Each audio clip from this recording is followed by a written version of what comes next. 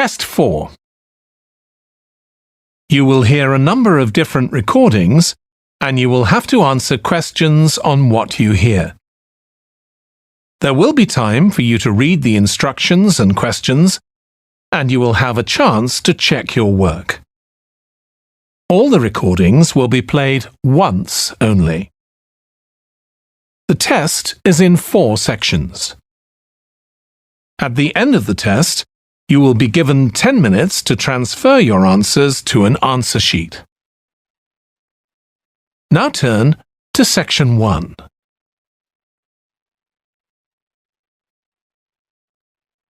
Section 1. You will hear a phone conversation between Alex, an employee at a company called JPNW, and Martha, who wants to work as a trainee at the company. First, you have some time to look at questions 1 to 7.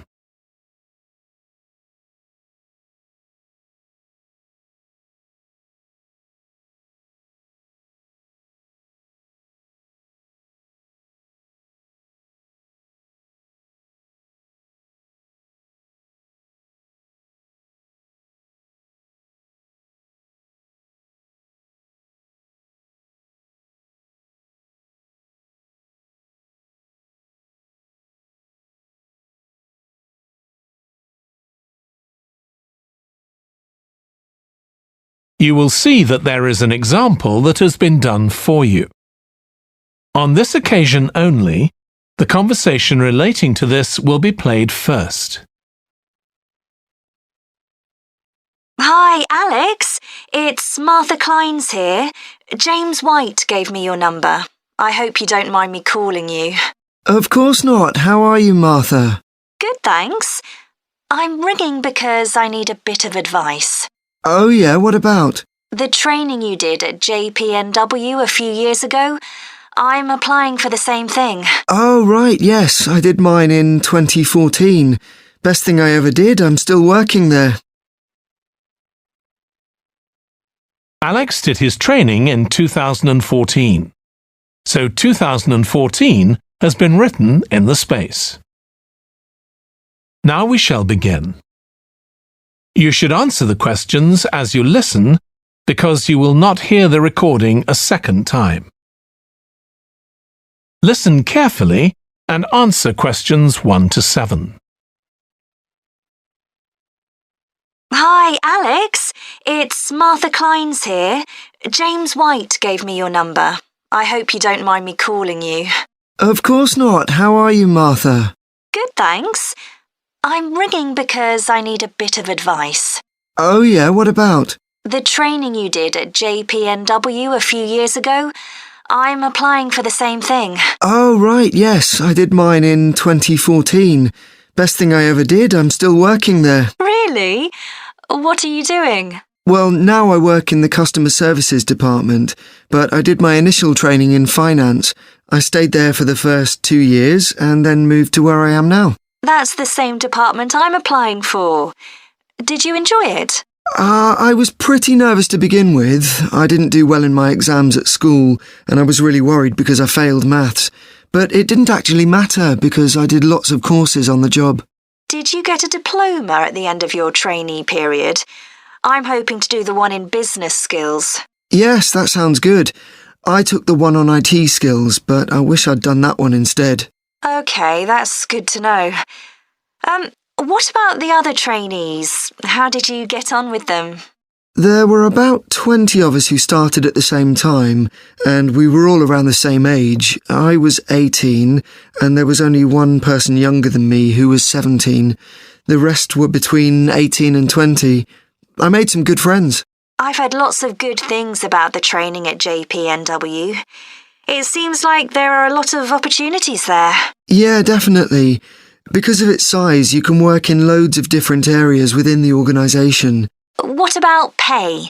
I know you get a lower minimum wage than regular employees. That's right, which isn't great, but you get the same number of days holiday as everyone else, and the pay goes up massively if they offer you a job at the end of the training period. Yeah, but I'm not doing it for the money. It's the experience I think will be really useful. Everyone says by the end of the year you gained so much confidence. You're right, that's the most useful part about it. There's a lot of variety too. You're given lots of different things to do. I enjoyed it all. I didn't even mind the studying. Do you have to spend any time in college? Yes, 1 day each month. So you get lots of support from both your tutor and your manager. That's good. And the company is easy to get to, isn't it? Yes, it's very close to the train station, so the location's a real advantage. Before you hear the rest of the phone conversation, you have some time to look at questions 8 to 10.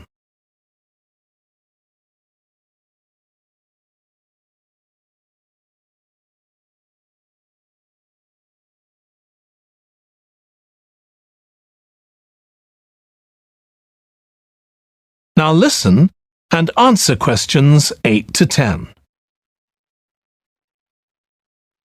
Have you got a date for your interview yet? Yes, it's on the 23rd of this month. So long as you're well prepared, there's nothing to worry about. Everyone's very friendly. I am not sure what I should wear. What do you think? Nothing too casual, like jeans, for example. If you've got a nice jacket, wear that with a skirt or trousers. OK, thanks. Any other tips? Well, I know it's really obvious, but arrive in plenty of time. They hate people who are late. So make sure you know exactly where you have to get to. And one other useful piece of advice my manager told me before I had the interview for this job is to smile. Even if you feel terrified, it makes people respond better to you. I'll have to practice doing that in the mirror. Yeah, well, good luck. Let me know if you need any more information. Thanks very much. That is the end of Section 2. You will hear a woman called Annie, who works at the Snow Centre in New Zealand, welcoming a group of visitors to the centre. First, you have some time to look at questions 11 to 16.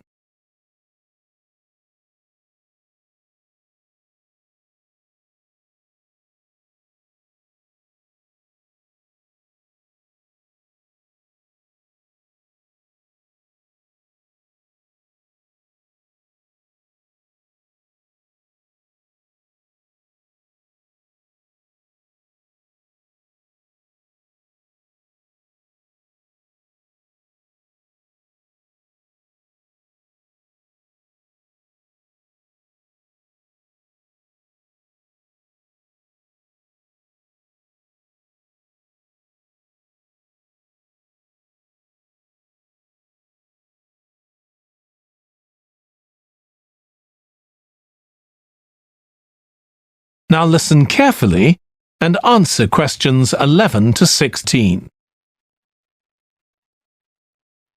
Hi everyone, welcome to the Snow Centre. My name's Annie. I hope you enjoyed the bus trip from the airport. We've certainly got plenty of snow today. Well, you've come to New Zealand's premier snow and ski centre, and we've a whole load of activities for you during your week here. Most visitors come here for the cross-country skiing, where you're on fairly flat ground for most of the time, rather than going down steep mountainsides. There are marked trails, but you can also leave these and go off on your own, and that's an experience not to be missed. You can go at your own speed. It's great aerobic exercise if you really push yourself. Or, if you prefer, you can just glide gently along and enjoy the beautiful scenery. This afternoon, you'll be going on a dog sled trip. You may have seen our dogs on TV recently racing in the Winter Sled Festival. If you want, you can have your own team for the afternoon and learn how to drive them, following behind our leader on the trail. Or if you'd prefer, you can just sit back in the sled and enjoy the ride as a passenger. At the weekend, we have the team relay event, and you're all welcome to join in. We have a local school coming along, and a lot of the teachers are taking part too. Participation rather than winning is the main focus, and there's a medal for everyone who takes part. Participants are in teams of 2 to 4, and each team must complete 4 laps of the course. For your final expedition, you'll head off to Mount Frenna wearing a pair of special snowshoes which allow you to walk on top of the snow. This is an area where miners once searched for gold, though there are very few traces of their work left now. When the snow melts in summer, the mountain slopes are carpeted in flowers and plants. It's a long ascent, though not too steep, and walkers generally take a couple of days to get to the summit and return. You'll spend the night in our hut halfway up the mountain. That's included in your package for the stay. It's got cooking facilities, firewood and water for drinking. For washing, we recommend you use melted snow, though, to conserve supplies. We can take your luggage up on our snowmobile for you for just $10 a person. The hut has cooking facilities, so you can make a hot meal in the evening and morning, but you need to take your own food. The weather on Mount Frenna can be very stormy. In that case, stay in the hut. Generally, the storms don't last long. Don't stress about getting back here to the centre in time to catch the airport bus. They'll probably not be running anyway. We do have an emergency locator beacon in the hut, but only use that if it's a real emergency, like if someone's ill or injured. Before you hear the rest of the talk, you have some time to look at questions 17 to 20.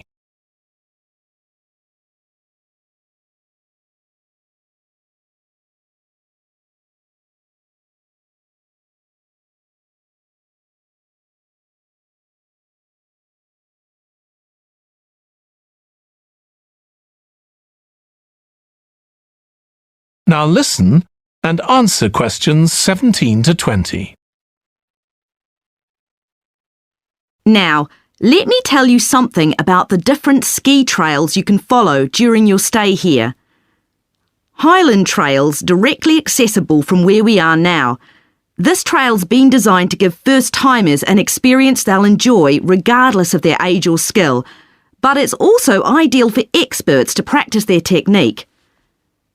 Then there's Pine Trail.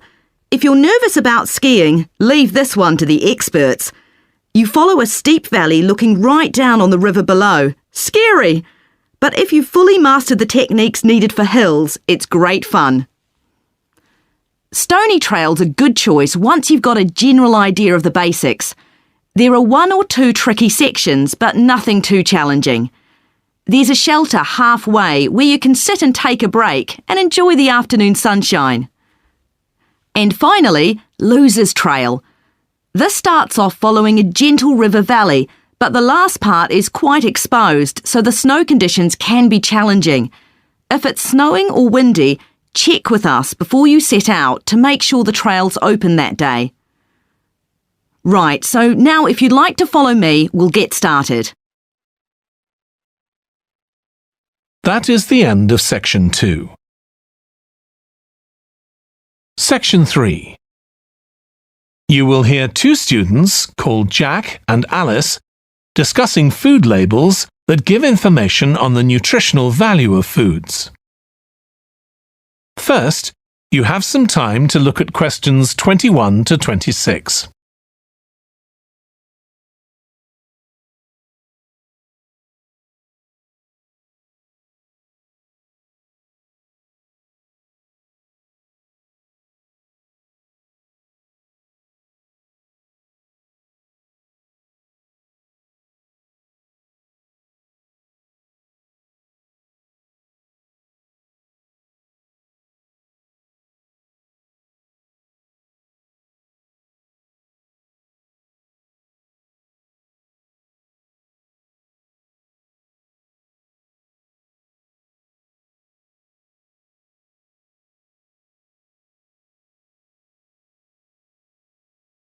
Now listen carefully and answer questions 21 to 26. I still got loads to do for our report on nutritional food labels. Me too. What did you learn from doing the project about your own shopping habits? Well, I've always had to check labels for traces of peanuts in everything I eat because of my allergy. But beyond that, I've never really been concerned enough to check how healthy a product is. This project has actually actually taught me to read the labels much more carefully. I tended to believe claims on packaging, like low in fat. But I now realise that the healthy yoghurt I've bought for years is full of sugar, and that it's actually quite high in calories. Ready meals are the worst.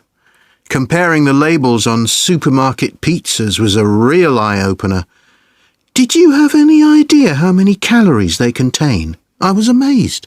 Yes, because unless you read the label really carefully, you wouldn't know that the nutritional values given are for half a pizza. When most people eat the whole pizza. Not exactly transparent, is it? Not at all. But I expect it won't stop you from buying pizza. Probably not, no. I thought comparing the different labelling systems used by food manufacturers was interesting. I think the kind of labelling system used makes a big difference. Which one did you prefer? I like the traditional daily value system best, the one which tells you what proportion of your required daily intake of each ingredient the product contains. I'm not sure it's the easiest for people to use, but at least you get the full story. I like to know all the ingredients in a product, not just how much fat, salt and sugar they contain. But it's good supermarkets have been making an effort to provide reliable information for customers. Yes. There just needs to be more consistency between labelling systems used by different supermarkets, in terms of portion sizes, etc. The labels on the different brands of chicken flavour crisps were quite revealing too, weren't they? Yeah. I don't understand how they can get away with calling them chicken flavour when they only contain artificial additives. I know. I'd at least have expected them to contain a small percentage of real chicken. Absolutely. I think having nutritional food labelling has been a good idea, don't you? I think it will change people's behaviour and stop mothers, in particular, buying the wrong things. But didn't that study kind of prove the opposite? People didn't necessarily stop buying unhealthy products. They only said that might be the case. Those findings weren't that conclusive, and it was quite a small-scale study. I think more research has to be done. Yes, I think you're probably right. Before you hear the rest of the discussion, you have some time to look at questions 27 to 30.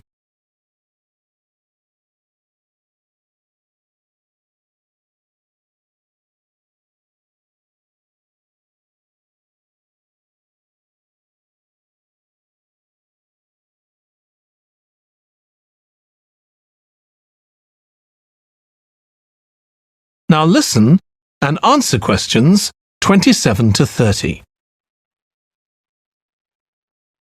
What do you think of the traffic light system? I think supermarkets like the idea of having a colour-coded system, red, orange or green, for levels of fat, sugar and salt in a product. But it's not been adopted universally, and not on all products. Why do you suppose that is? Pressure from the food manufacturers.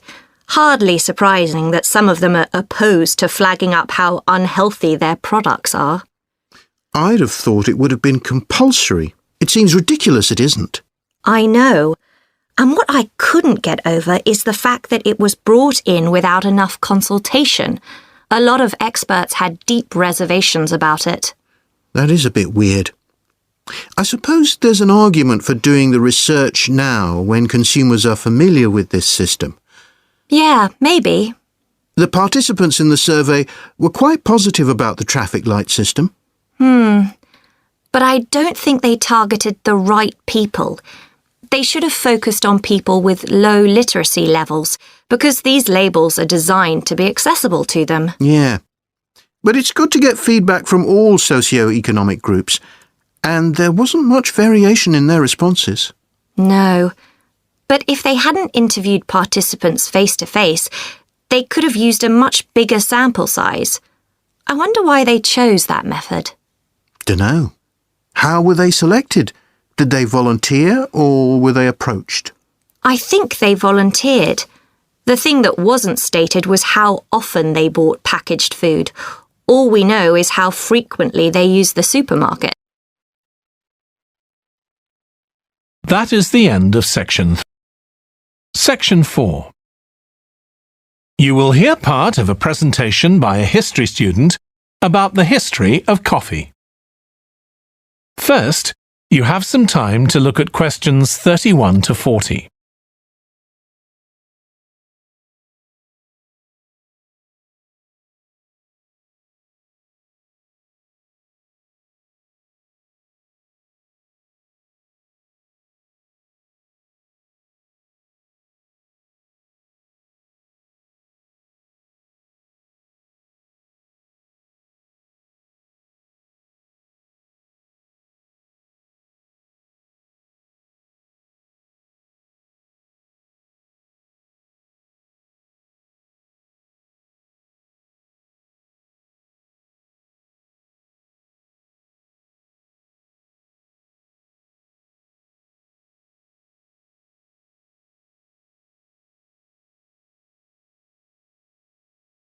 Now listen carefully and answer questions 31 to 40. In my presentation, I'm going to talk about coffee and its importance both in economic and social terms.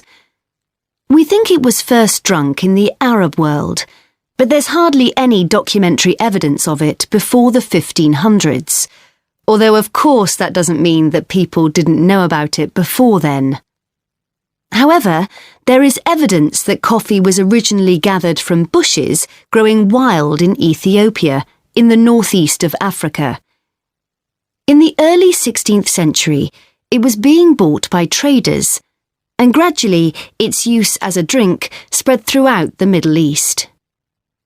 It's also known that in 1522, in the Turkish city of Constantinople, which was the centre of the Ottoman Empire, the court physician approved its use as a medicine. By the mid-1500s, coffee bushes were being cultivated in the Yemen, and for the next 100 years, this region produced most of the coffee drunk in Africa and the Arab world. What's particularly interesting about coffee is its effect on social life. It was rarely drunk at home, but instead, people went to coffee houses to drink it. These people, usually men, would meet to drink coffee and chat about issues of the day. But at the time, this chance to share ideas and opinions was seen as something that was potentially dangerous. And in 1623, the ruler of Constantinople demanded the destruction of all the coffee houses in the city, although after his death, many new ones opened, and coffee consumption continued. In the 17th century, coffee drinking spread to Europe, and here too, coffee shops became places where ordinary people, nearly always men, could meet to exchange ideas. Because of this, some people said that these places performed a similar function to universities. The opportunity they provided for people to meet together outside their own homes, and to discuss the topics of the day, had an enormous impact on social life, and many social movements and political developments had their origins in coffeehouse discussions.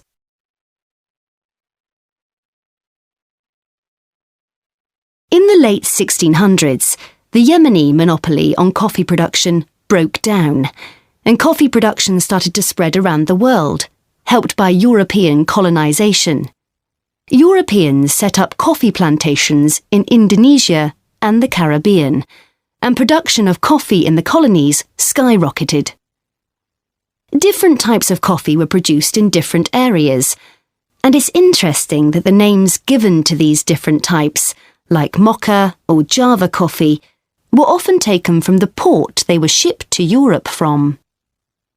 But if you look at the labour system in the different colonies, there were some significant differences.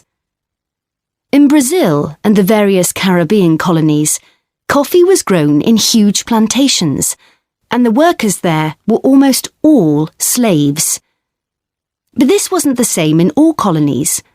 For example, in Java, which had been colonised by the Dutch, the peasants grew coffee and passed a proportion of this on to the Dutch, so it was used as a means of taxation. But whatever system was used, under the European powers of the 18th century, coffee production was very closely linked to colonisation. Coffee was grown in ever-increasing quantities to satisfy the growing demand from Europe, and it became nearly as important as sugar production, which was grown under very similar conditions. However, coffee prices were not yet low enough for people to drink it regularly at home, so most coffee consumption still took place in public coffee houses, and it still remained something of a luxury item. In Britain, however, a new drink was introduced from China and started to become popular, gradually taking over from coffee, although at first it was so expensive that only the upper classes could afford it. This was tea, and by the late 1700s it was being widely drunk. However, when the USA gained independence from Britain in 1776, they identified this drink with Britain, and coffee remained the preferred drink in the USA, as it still is today. So, by the early 19th century, coffee was already being widely produced and consumed. But during this century, production boomed, and coffee prices started to fall. This was partly because new types of transportation had been developed, which were cheaper and more efficient. So now, working people could afford to buy coffee. It wasn't just a drink for the middle classes. And this was at a time when large parts of Europe were starting to work in industries. And sometimes this meant their work didn't stop when it got dark. They might have to continue throughout the night. So the use of coffee as a stimulant became important. It wasn't just a drink people drank in the morning for breakfast. There were also changes in cultivation. That is the end of section 4.